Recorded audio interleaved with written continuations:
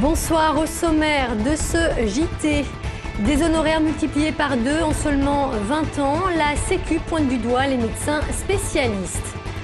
Conduire une voiture de luxe, un rêve devenu réalité pour ses clients venus participer à une vente aux enchères à Saint-Priest. Et puis l'Asvel fait son entrée en play-off ce soir. Les Verts affrontent Chalon, leur bête noire cette saison. Le collectif anti-extrême droite dénonçait depuis son ouverture en février dernier un local qu'il considère occupé par des néo-nazis. Celui-ci, situé impasse de l'Asphalte dans le 7e arrondissement, devra fermer ses portes. C'est ce qu'on a appris aujourd'hui. La décision fait suite à un arrêté municipal datant de vendredi dernier. La commission de sécurité aurait en effet demandé aux occupants la réalisation de portes coupe-feu entre le local et le voisinage.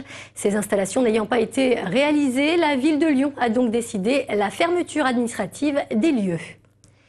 Il serait 85% chez les chirurgiens, plus de 50% chez les ORL et les gynécos. Je veux parler des médecins appliquant le dépassement des honoraires, une pratique qui inquiète l'assurance maladie. Exemple dans le 3e arrondissement de Lyon, Arnaud Fora. Au palmarès des dépassements d'honoraires arrivent en tête les chirurgiens. Jacques Caton est l'un d'eux, 30 ans qu'il pratique. Sa spécialité est l'orthopédie. Chez lui, le prix de la consultation s'élève à 80 €, bien loin du tarif de la sécurité sociale. Pour un médecin spécialiste, le tarif de la consultation devrait être compris entre 80 et 100 €. Aujourd'hui, il est à 23 €. Si demain je suis obligé d'avoir le tarif de la sécurité sociale, j'arrête mon activité, je licencie tout le monde sur le plan économique et je fais un autre métier. Parce que, dit-il, les actes médicaux ne sont plus payés à leur juste valeur, du fait notamment des frais de fonctionnement entre personnel, matériel et assurance professionnelle. Les dépassements d'honoraires sont devenus une obligation. Et au niveau des interventions chirurgicales, c'est la même chose.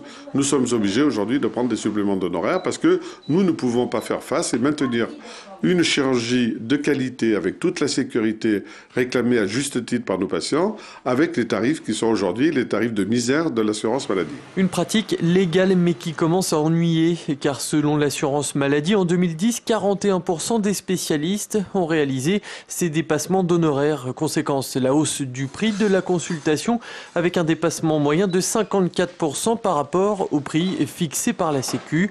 Enfin, dernier constat, le Rhône fait partie des départements où cette pratique est la plus fréquente. Santé toujours, les psychologues étaient en grève aujourd'hui. Une cinquantaine d'entre eux se sont rassemblés devant le siège de l'Agence régionale de santé. Ils réclament une meilleure reconnaissance de leur statut et dénoncent la mise en place d'un décret déqualifiant selon eux leur profession. Il y a un décret des psychothérapeutes qui vient de sortir et qui donc donne plus de privilèges aux psychothérapeutes qu'aux psychologues. Ça pour nous c'est inadmissible parce qu'on a fait 5 ans d'études dont une grande partie de psychopathologie. Or le titre de psychothérapeute est reconnu aux psychiatres immédiatement sans complément de formation et par contre les psychologues, on leur demande de rajouter des stages, des formations. Notre profession est de plus en plus précaire au niveau statutaire et donc que la prise en soin des personnes au niveau psychologique est remise en question. Autre manifestation, plus bruyante celle-ci et surtout plus gênante pour les automobilistes circulant en centre-ville en ce début d'après-midi. Les utilisateurs d'avertisseurs de radar ont organisé une opération escargot. Le cortège est parti de Caluire pour rejoindre la préfecture. Ces manifestants souhaitent ainsi dénoncer l'interdiction prochaine des appareils de détection décidée il y a quelques jours par le gouvernement. C'est qu'en faisant à peu près 40 000 km par an, je suis contrôlé pour la vitesse à environ 3 000 à 3 500 fois. Que dans une journée, je peux avoir 50 à 60 limitations de vitesse différentes et que c'est totalement impossible quand on roule tous les jours. On veut faire valoir nos droits, question des avertisseurs, c'est plus de la sécurité qu'autre chose, parce que ça ne signale pas que les radars, ça signale les accidents, les bouchons. Donc moi qui suis professionnel de la route, je fais 80 000 km à l'année, c'est plus utile qu'autre chose. Donc ils enlèvent les panneaux, c'est de la répression. Maintenant on en a marre d'être des pompes à fric, donc il faut arrêter au bout d'un moment. Des avertisseurs de radar aux amateurs de gros bolides, la transition est toute trouvée. Ils étaient nombreux aujourd'hui à l'hôtel des ventes de Saint-Priest pour admirer plus d'une vingtaine de voitures de luxe. Mise à prix de ces Ferrari et autres Maserati entre 15 000 et 60 000 €. Benoît d'Autriche.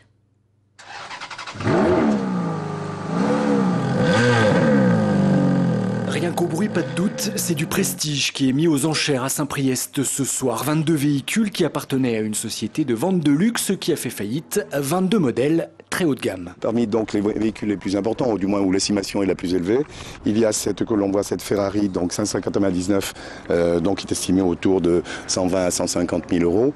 Et il y a celle qui est à côté, qui est estimée entre 110 et 120 000 euros. C'est cher, ça brille et ça fait du bruit. Et comme en plus toutes les marques les plus célèbres sont présentes, la vente attire la foule. Ce matin, au milieu des bolides, on trouvait quelques curieux. J'en ai entendu parler par un ami, il m'a dit qu'il faisait une vente. Je suis venu voir, quoi. J'aimerais bien les essayer surtout. Mais on trouvait surtout des professionnels, concessionnaires ou collectionneurs fortunés. Ils étaient là pour acheter, à la recherche d'une bonne affaire. Je cherche une Modena 360 et je suis assez déçu sur celle qui est en parc actuellement. Qu'on se le dise, les enchères, c'est bien une histoire de connaisseurs, parce que même mises en vente à bas prix, les voitures s'achèteront autour de 100 000 euros en moyenne. Et pour chaque modèle, il va falloir se battre. Et on a beaucoup de formulations d'intérêt. Je peux dire déjà que pratiquement pour chaque véhicule, il y a 1, 2 ou 3 téléphones à faire, donc à des gens qui ne se déplaceront pas.